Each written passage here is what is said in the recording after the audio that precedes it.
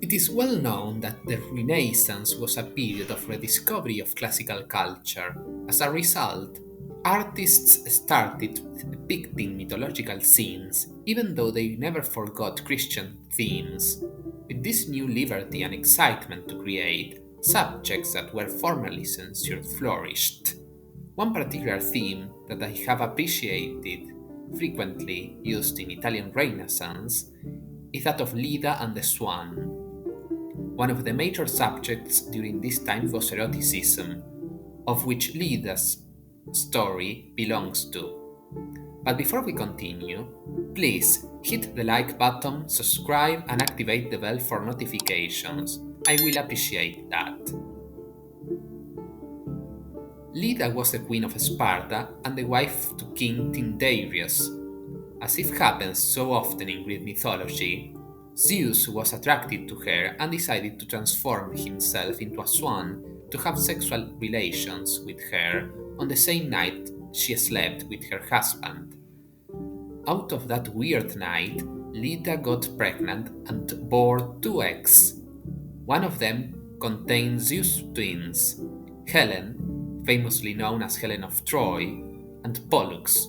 Meanwhile, in the other egg were Tyndareus' twins, Castor and Clytemnestra.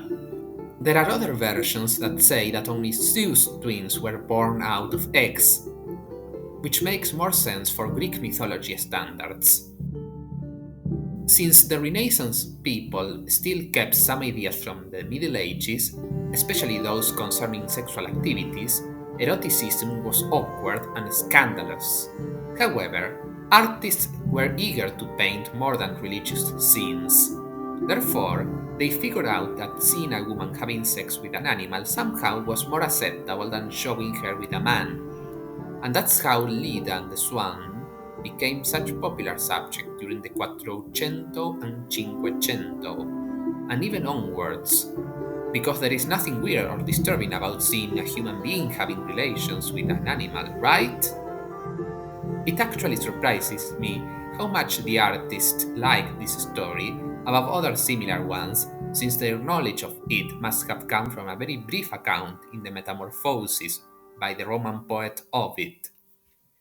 Most of the paintings showed Leda being penetrated by the swan. For example, the great master Michelangelo presumably worked on this subject in tempera.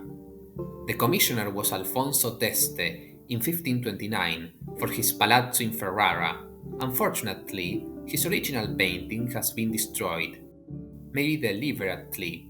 Yet, copies and studies survived that allow us to know how the painting would have looked like, including a sculpture by Amannati. Contrary to Michelangelo, who seems to position the characters in a private space, Correggio created something like a party scene. Leda is shown in the center with the swan in the woods, while other women, kids, angels, and swans gather. Of course, Leonardo da Vinci used this theme to exploit his genius. Unlike Michelangelo and Correggio, he preferred to show the moment of the hatching. We see Leda standing up naked, holding the swan as she looks down lovingly at her pair of twins.